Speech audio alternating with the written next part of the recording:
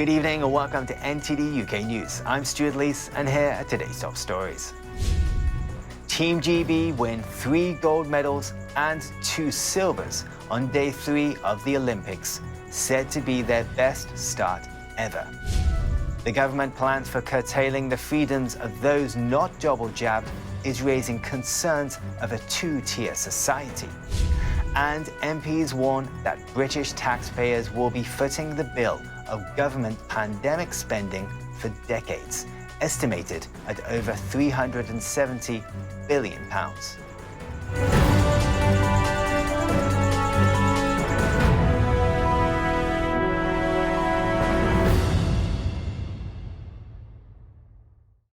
Great Britain wins 3 gold medals and 2 silvers on the third day of the Olympics.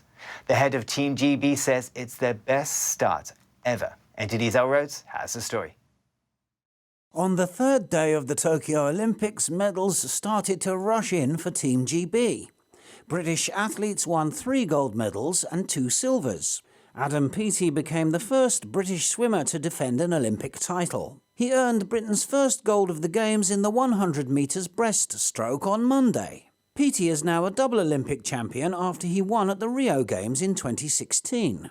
Just can I say, this is, without question, the best start to an Olympic campaign that Team GB has ever had. So, in previous cycles, we've woken up to a medal from Adam.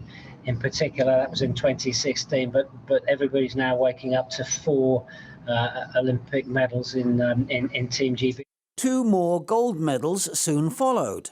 Tom Daley and Matty Lee were crowned champions in the synchronised 10-metre platform diving.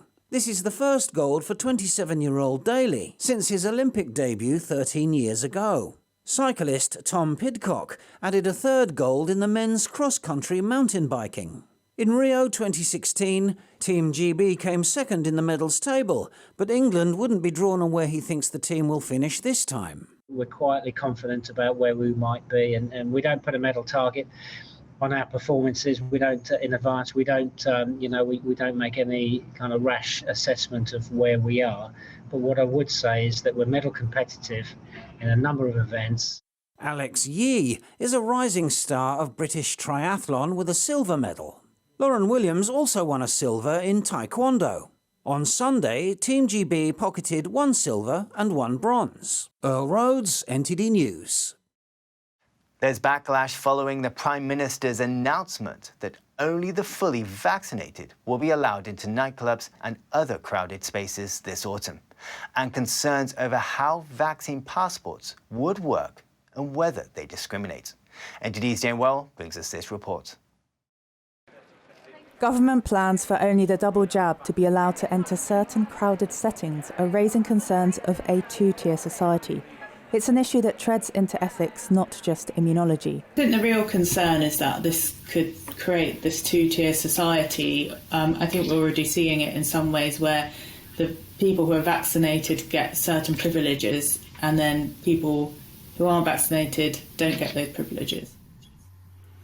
I think this is really uncharted territory and really hard to navigate, and it needs people who have expertise in immunology and virology, but also people who have expertise in ethics, because we're really going into new territory here, both in terms of people who choose not to get a vaccine and consider it their right to choose not to get a vaccine, people who can't access a vaccine or who can't access a good immune response to a vaccine.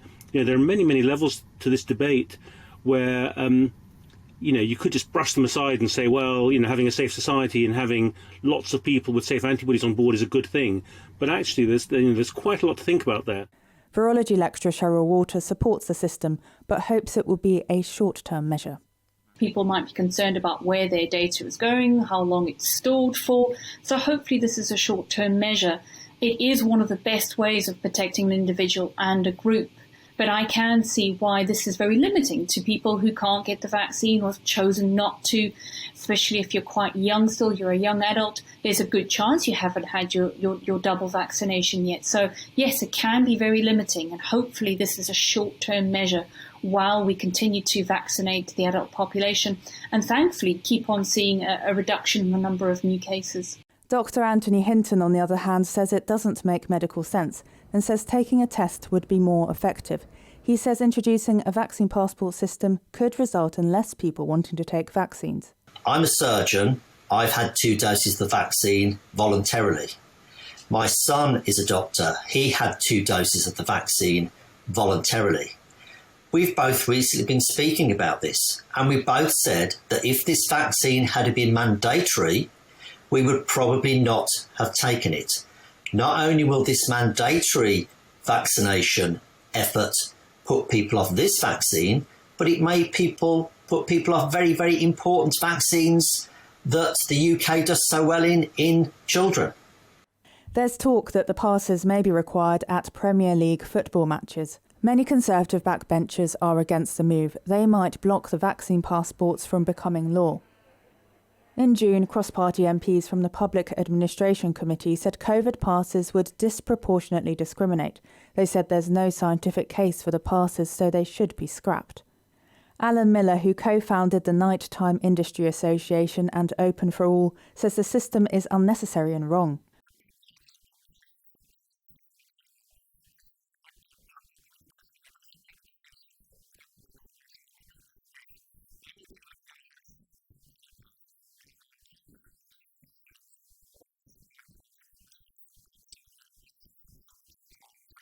There are also concerns around informed medical consent.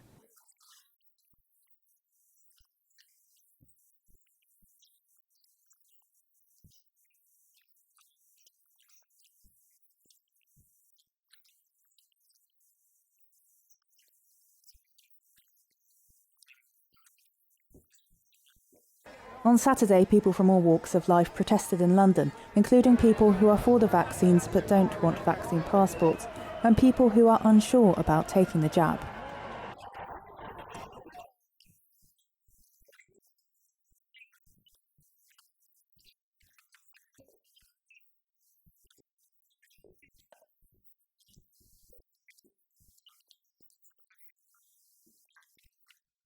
Some are in favour of mandating the double jab for crowded spaces.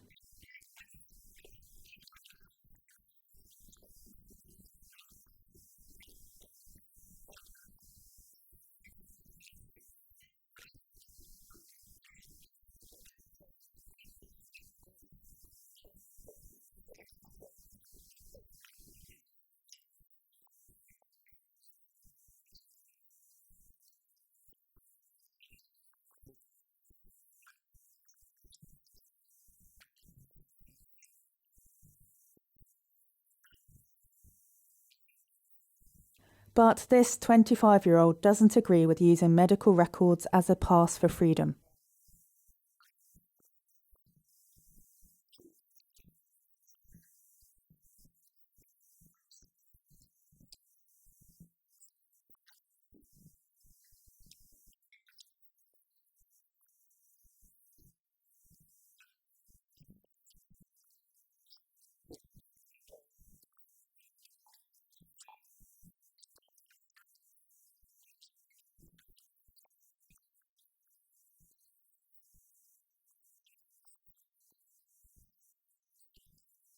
The Commons vote on vaccine passports is expected to take place when Parliament reopens in September, but the Business Secretary has said the wording of the vote is undecided.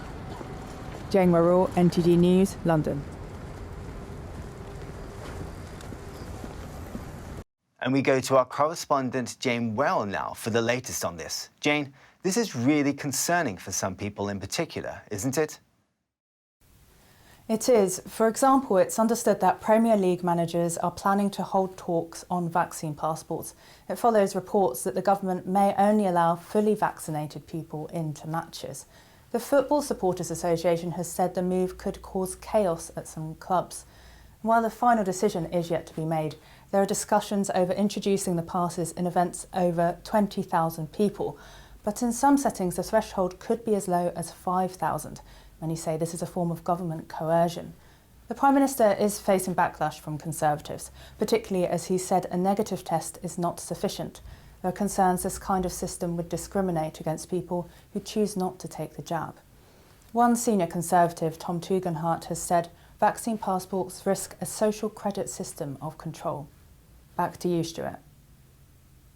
Health Secretary Sajid Javid has apologised for sending a tweet urging people not to cower from the virus. Sajid was criticised for the tweet in which he asked people to get vaccinated. He wrote, "As we learn to live with rather than cower from this virus." Javid apologised on Twitter on Sunday, calling it a poor choice of word, and deleted the tweet. Deputy leader of the Labour Party, Angela Rayner, was one of those who had criticised his use of the phrase. Javid wrote on Saturday that he had recovered after testing positive for COVID and suffering mild symptoms. And in other news, a cross-party committee of MPs warns that taxpayers will be bearing the costs of the CCP virus pandemic for decades. It criticises the government's spending on unusable medical supplies, saying potential waste levels are unacceptably high. NTD's El Rhodes has the details. The estimated cost of government measures during the pandemic is £372 billion. That's according to two reports released by the Commons Public Accounts Committee on Sunday. The cross-party MPs on the committee say the UK taxpayer will be exposed to significant financial risks for decades to come. The MPs are concerned that despite spending over £10 billion on personal protective equipment, the PPE stockpile is not fit for purpose. They say the stockpile is costing millions of pounds per week to store, and potential waste levels are unacceptably high. With 10,000 shipping containers of PPE still to be unpacked by May this year, more than 2 billion PPE items had already been found unsuitable for use in medical settings. That's equivalent to over £2 billion of taxpayers' money. A promised public inquiry into the pandemic is not expected to start until spring and will likely take a long time to complete. Committee Chair Meg Hillier says, having spent eye-watering sums of money on COVID measures, the government needs to be clear now how this will be managed going forward and over what period of time. A government spokeswoman says, there are robust processes in place to ensure the government spending always provides value for money for the taxpayer. She says the government worked tirelessly to source PPE and had delivered the supplies to frontline workers at record speed. Earl Rhodes, NTD News. France has promised to step up its effort to prevent migrants from crossing the English Channel to reach the UK. On Sunday, nearly 600 migrants were intercepted by UK and French authorities. NTD's Eddie Aiken has more. The French government says it will work more closely with Britain to prevent migrants from crossing the Channel. Visiting the port of Calais on Saturday, French Interior Minister Gérald Darmanin said he will double the number of police officers patrolling the coast. It's in accordance with what he called a historic agreement with the UK Home Secretary Priti Patel.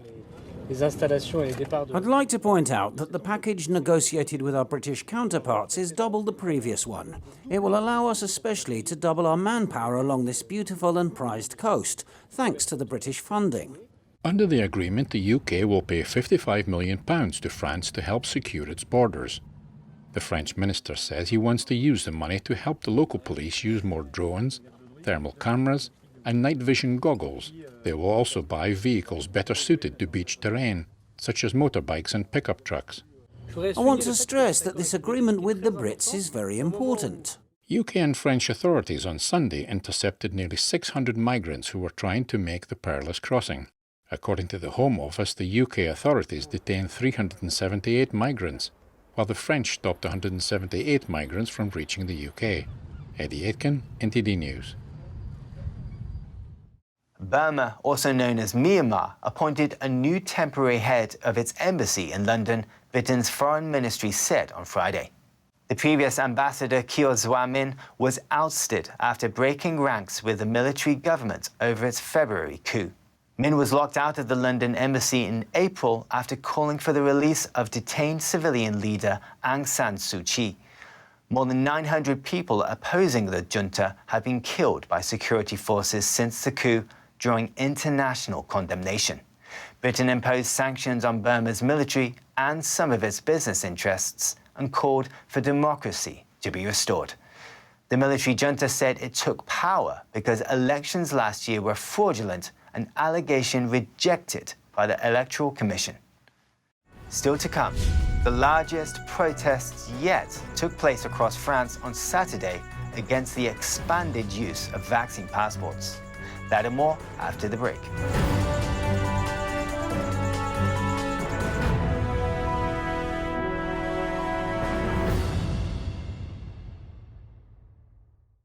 Thank you for watching our daily news show on YouTube. You can also watch our other programming on channel 190 on Sky TV or on Freeview via channel box on channel 271.